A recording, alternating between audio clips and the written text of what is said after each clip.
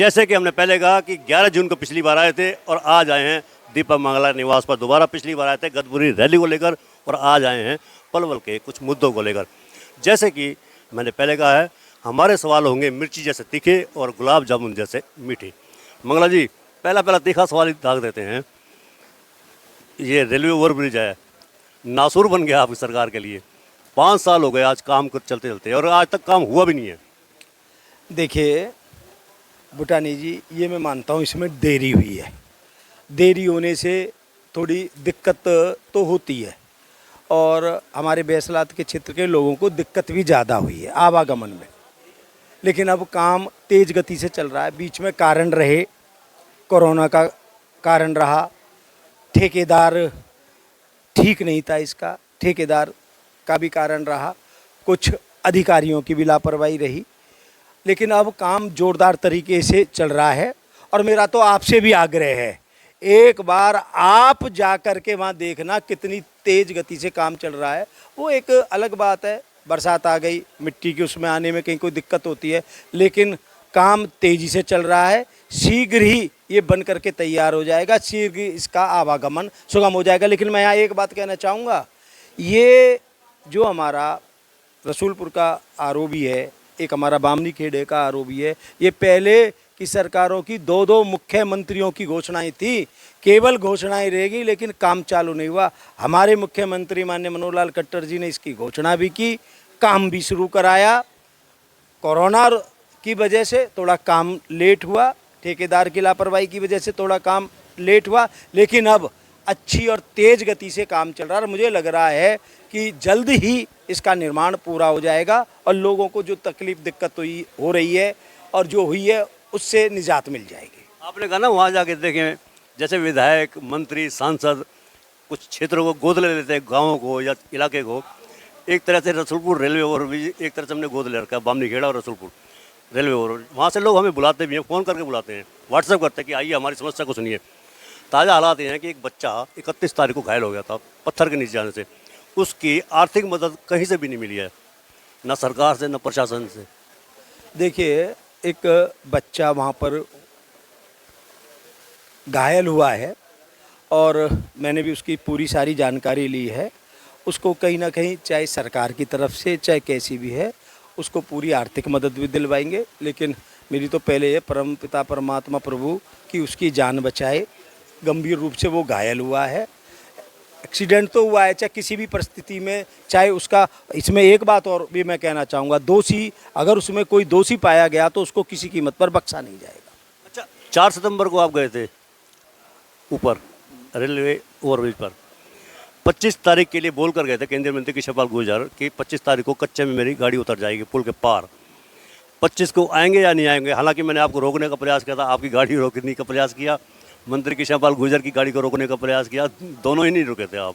हालांकि कारण कोई भी रहा हो, लेकिन अब 25 तारीख को मंत्री जी की गाड़ी उतर रही है या नहीं उतर रही? देखिए, मैं बात इस बात की नहीं है, ना तो इतनी जल्दी उतर पाएगी। ये था कि वहाँ मट्टी ना रुके, मंत्री जी का ये कहना था कि मट्टी ना रुके, लगातार मट्टी चले और यहाँ ऊपर तक जो दूसरी साइड है वो स्लोब उसका बनता बनता हुआ ऊपर तक आ जाए। तो उन्होंने 25 तारीख तक का ठेकेदार ने टाइम दिया। ठीक है, 2-3 दिन बीच में बारिश हो गई तो, लेकिन काम कंप्लीट होने में जो भी समय लगेगा वो लगेगा। डेली का काम चल रहा है, डेली की हम भी वहाँ देख रेख कर रहे हैं, कहीं कोई काम ना रुके। अधिकारियों का भी एक दल वहाँ रोज़ की देख रेख कर रहा है और मैं तो आपसे भी कहूँगा कि आप भी वहाँ डेली की देख रेख करें। मैं तो जा ही रहा हूँ, चलो सवाल को पलटते हैं। नहीं, काम तो चल रहा है, काम तो चल रहा है। देखो सुनो, काम चल रहा है, लेकिन लोग कहते हैं कि कछुआ गति से चले। देखिए, काम चले, ठीक हो, बिजली वाले वहाँ लग रहे हैं, जो साइड में जो दीवार लगाते हैं वो लग रहे हैं, मट्टी का काम चल रहा है और जितनी जल्दी हो सके उसमें हम सबका प्रयास है कि जल्दी। अच्छा, आपने अभी बीते दिनों में सीवरेज के लिए लाइन खोदी गई है, आपने उसका शिलान्यास भी किया है, काम शुरू कराया है।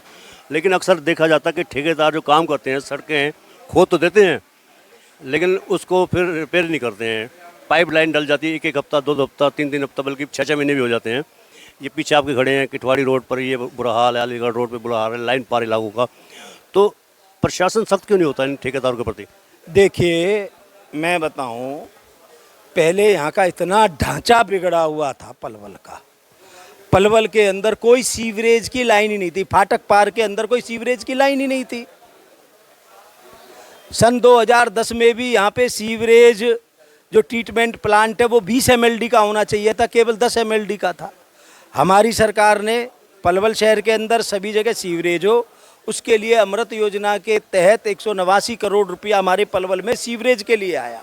उस सीवरेज की लाइन सारे में डली है। जब विकास कार्य होगा, छोटा काम नहीं है, बड़ा काम है, जब विकास कार्य होगा तो सड़कें भी खुदेंगी। सीवरेज की लाइन डली है और सीवरेज ट्रीटमेंट प्लांट बन करके तैयार भी हो गए हैं। 2 सीवरेज ट्रीटमेंट प्लांट की टेस्टिंग होकर के उन्होंने अपना काम भी शुरू कर दिया है।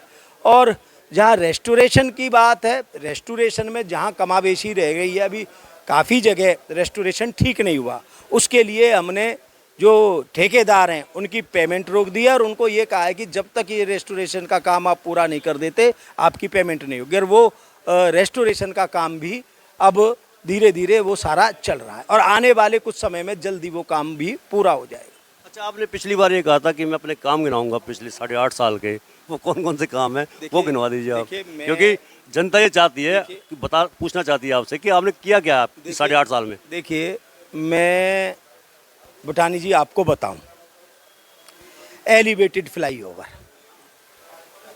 ये हमारी सरकार की देन।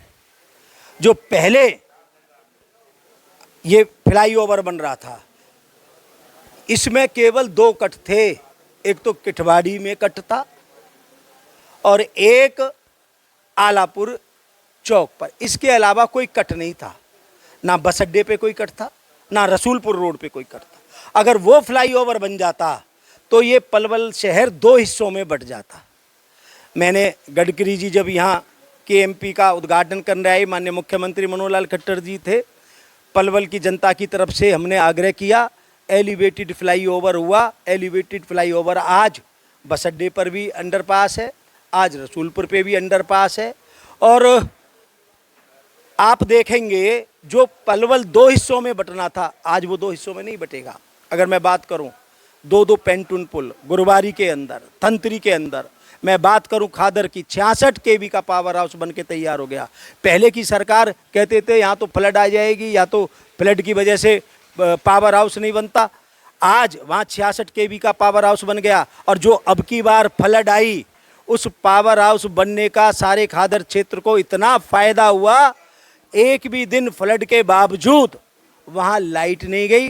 अगर वहाँ लाइट की अव्यवस्था हो जाती तो सारे खेदर में आज महामारी पहुँच जाती।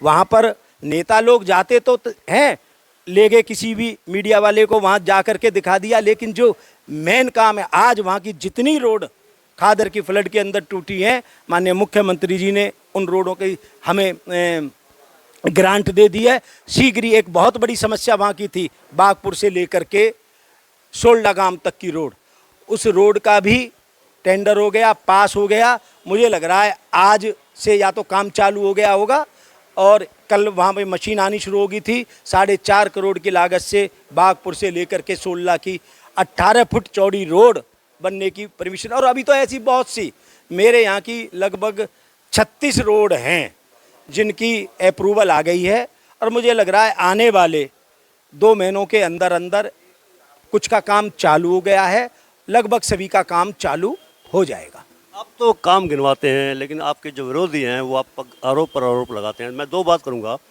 एलिवेटेड पुल की बात आपने की कि यहाँ कोई कट नहीं था, लेकिन वो कांग्रेसी मित्र आपके ये कहते हैं कि एलिवेटेड 6 लेन का था, ये 4 लेन का बनाया है।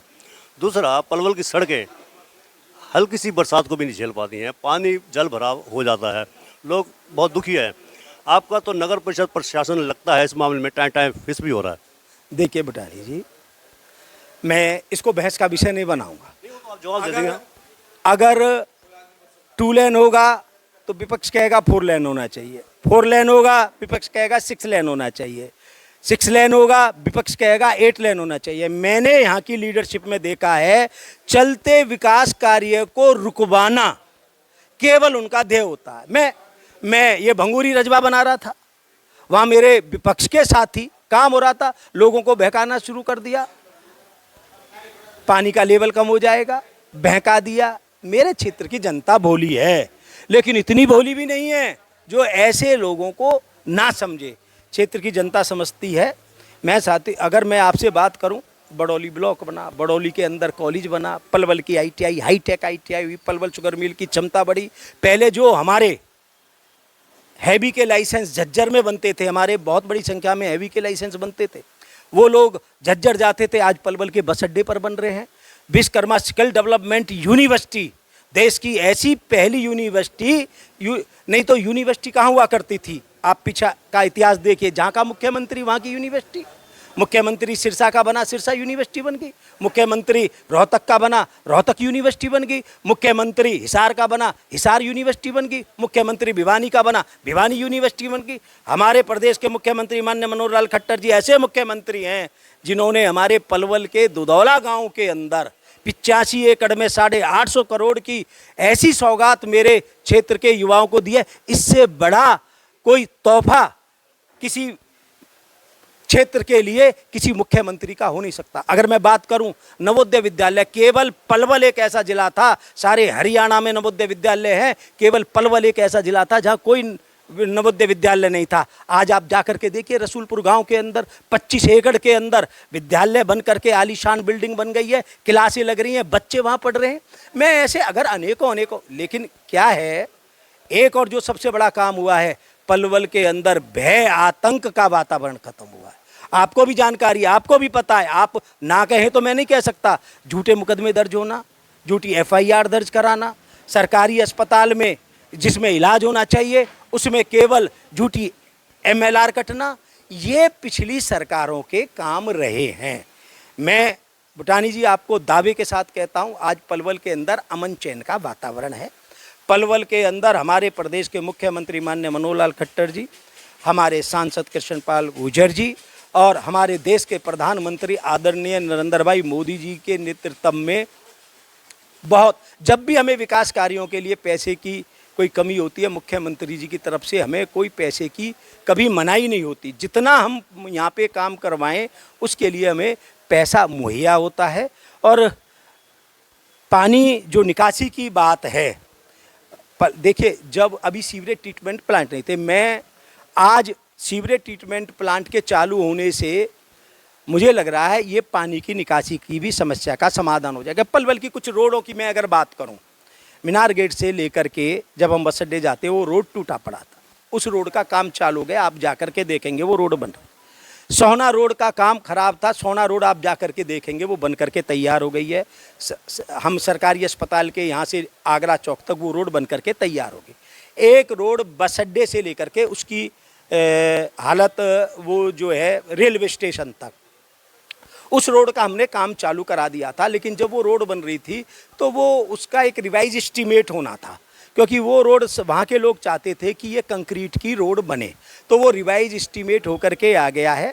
और मुझे लग रहा है उसकी हतीन रोड का भी काम, पलवल से लेके हतीन का इस रोड का भी काम चल रहा है, काफ़ी काम हो गया। बाकी ये रोड भी 4 लेन रोड आगे तक बन रही है। मेरा कहने का मतलब है पीने के पानी की सब जगह पाइपलाइन जा रही हैं। जो सीवरेज की लाइन बैठ गई, बहुत बड़ी लाइन, यहाँ कमेटी चौक के अंदर देखे होंगे बहुत बड़ी लाइन बैठ गई थी, सोहना रोड की सारी बड़ी लाइन बैठ गई थी और पंचवटी रोड पे बड़ी लाइन बैठ गई थी। सारी लाइनें दुरुस्त करके वो उनका भी सारा काम ठीक हो गया। पीने के पानी की एक हमने और योजना पलवल के लिए करी है, जो एक समस्या हमारे सामने आ रही है। पलवल में पीने के पानी का जो बोर हैं उनका पानी खारा हो रहा है, धीरे धीरे पलवल का पानी खारा हो रहा है। तो हमने पलवल को भी रैनीवेल योजना के तहत डालने की एक प्रपोजल हमारे यहाँ बन रही है। वो प्रपोजल शीघ्र बन करके तैयार हो जाएगी, ताकि फिर पलवल में भी मीठे पानी की कहीं कोई दिक्कत ना रहे। हालांकि अभी 10 ट्यूबवेल हमने लगवाए हैं ताकि जो पीने के पानी की समस्या का समाधान हो। मैं बात करूं पुराने शहर की, आपका घर भी वहीं है, आप जा कर के देखना, ढेर मोहल्ला मैंने और आपने भुगती हैं वो पानी की समस्याएं। तो मैं तो कह रहा हूँ, मैंने और आपने वो पानी की समस्याएं भुगती हैं। थाई मोहल्ला, ढेर मोहल्ला, कानूगो मोहल्ला, गुप्तागंज, दरबार कुआ, खेल कला, खेल कुर्द, गुप्तागंज, ये सारे मोहल्ले, इनमें पीने के पानी की बहुत बड़ी समस्या थी। केवल वो पानी का टैंक अगर वहाँ नहीं बनता था तो वो आपस में जो पार्टीबाजी फैला रखी थी नेताओं ने, उसकी वजह से नहीं बनता था। आज आप जा करके देखिए 14 लाख लीटर का पानी का टैंक वहाँ बन करके तैयार हो गया। इन सारे पुराने क्षेत्रों में, पुराने शहर के अंदर पीने के पानी की व्यवस्था हो रही है। मेरे कहने का मतलब ये भूटानी जी, पहले मुझे भी याद है और आपको भी याद होगा, जब हम छोटे छोटे थे तो पानी की मोटरों से भी पानी नहीं चढ़ता था।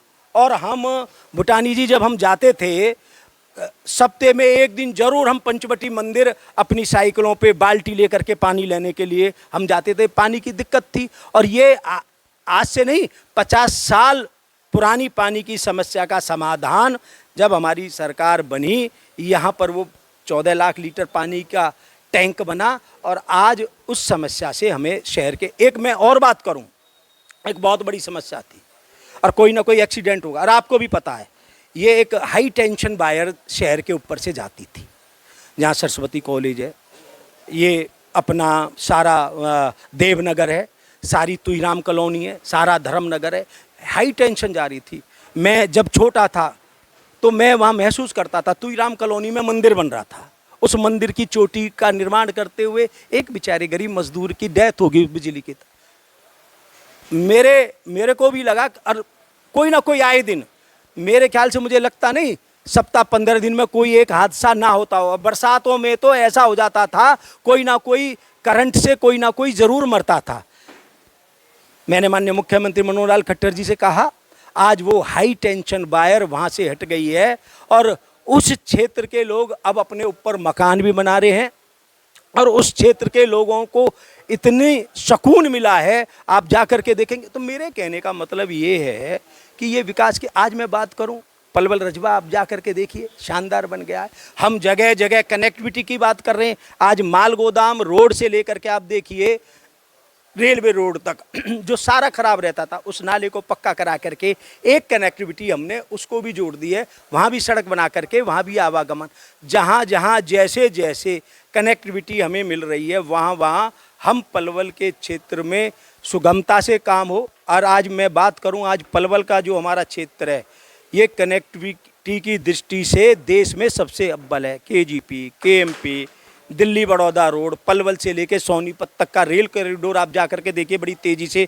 निर्माण कार्य चल रहा है। जेवर एयरपोर्ट अगर मैं बात करूं, रेल मार्ग में बात करूं, सड़क मार्ग में बात करूं, हवाई मार्ग, सभी से ही पलवल की कनेक्टिविटी अच्छी हो रही है। और इस कनेक्टिविटी की वजह से लोगों का रुझान विकास की पलवल के अंदर हो रहा है। और मैंने माननीय मुख्यमंत्री से एक यहाँ औद्योगिक इकाइयां लाने का भी आग्रह किया था, जिसको माननीय मुख्यमंत्री जी ने माना है। और केएमपी के साथ साथ 12 औद्योगिक नगर बसाने की भी बात मुख्यमंत्री जी ने कही है। मैं और एक बहुत बड़ी, मैं पहले जब आपसे भी एक दो बार बात हुई, आप ये कहते थे चलिए विकास तो बहुत हो रहे हैं, एक और बताइए आप, तो तब मैं ये कहता था कि भाई पलवल में भी मेट्रो आए।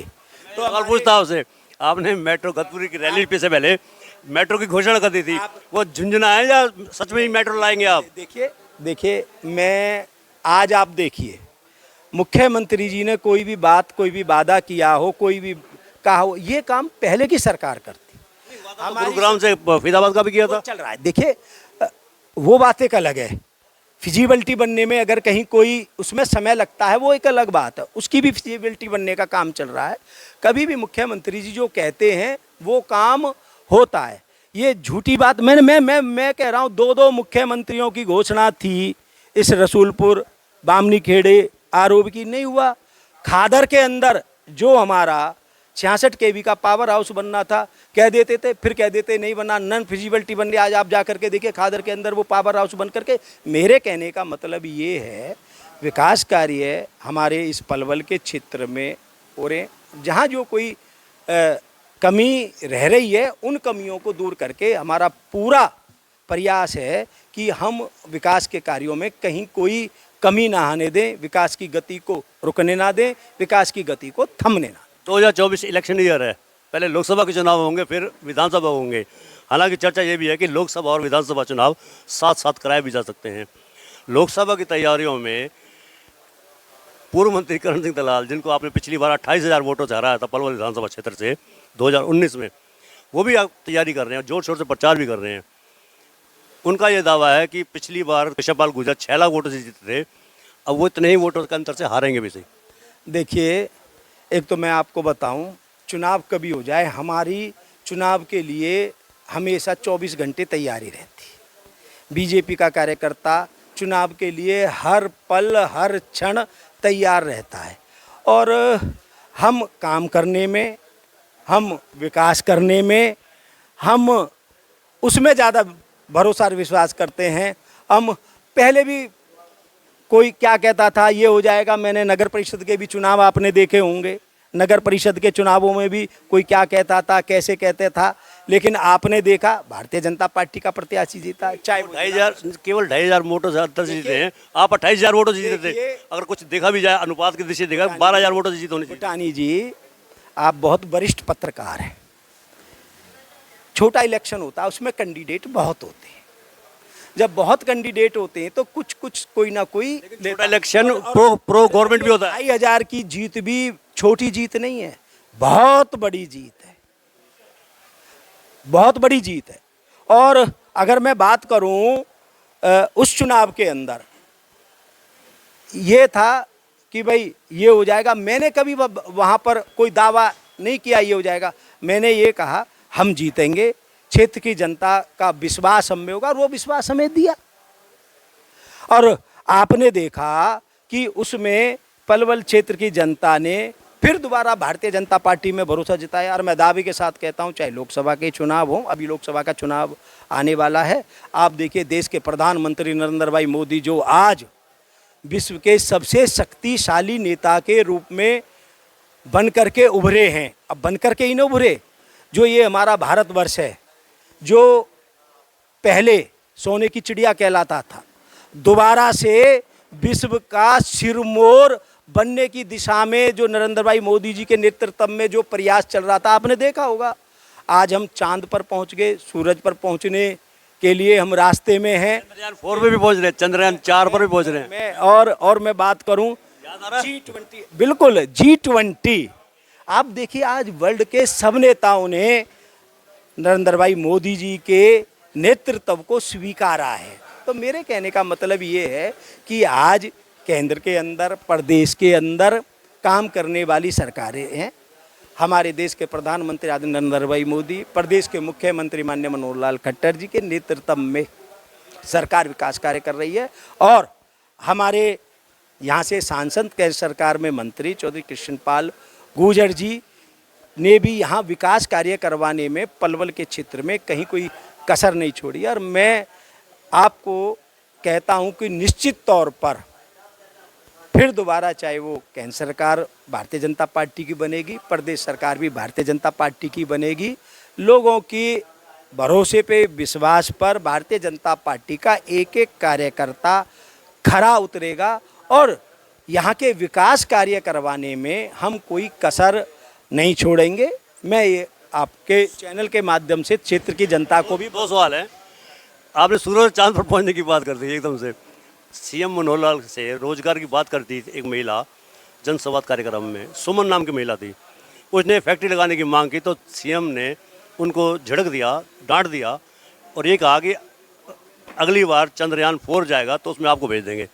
आपकी सीएम की इस भाषा को अमर्यादित बताया जा रहा है। ये भूटानी जी, हमारे प्रदेश के मुख्यमंत्री माननीय मनोहर लाल खट्टर जी, रोजगार हो, मैं दावे के साथ कहता हूँ, अगर हरियाणा जब से बना है ईमानदारी से, ट्रांसपेरेंसी के आधार पे, मेरिट के आधार पे अगर नौकरी देने का काम अगर किसी ने किया है तो वो प्रदेश के मुख्यमंत्री माननीय मनोहर लाल खट्टर ने किया। आप किसी भी गांव में अपने चैनल के माध्यम से जाइए, वहाँ जिसको भी सरकारी नौकरी मिली हो आप उससे पूछना क्या तुम्हारा एक पैसा लगा, क्या तुम्हारी चवन्नी लगी। ऐसा ईमानदार मुख्यमंत्री।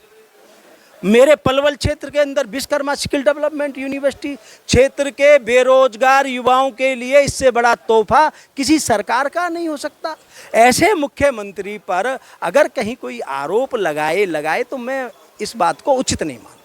आप आखिरी सवाल ये है कि आपसे जुड़ा हुआ है विधायक दीपक मंगला, तीसरी बार टिकट लेकर आ रहे हैं, क्योंकि आपके जो इर्द गिर्द मित्र हैं वो भी टिकट की दावेदारी कर रहे हैं। मैं एक पार्टी का एक कार्यकर्ता, पार्टी की इच्छा होती है, पार्टी जो तय करेगी उस काम को करने वाला मैं एक पार्टी का साधारण कार्यकर्ता हूँ। पार्टी कहेगी ये काम करना, और मैं आज तक जो पार्टी का आदेश हुआ है मैंने हमेशा से उसकी पालना की। तो ये थे हमारे बीच में विधायक दीपक मंगला, उनके निवास पर हम आए हैं। पिछली बार हम आए थे और आज आए हैं आपके सामने। गणेश चतुर्थी का दिन है। विधायक दीपक मंगला ने हमारे तीखे सवालों का और गुलाब जामुन जैसे मीठे सवालों का बखूबी जवाब भी दिया है। साइड में जो आप देख रहे हैं YouTube channel, Facebook page, Instagram, Twitter handle, इसको आप लाइक करें, फॉलो करें, कमेंट बॉक्स में जाके एक प्रतिक्रिया दें। इस लिंक को ज़्यादा से ज़्यादा शेयर भी कर दीजिए। धन्यवाद। जय हिंद, जय भारत।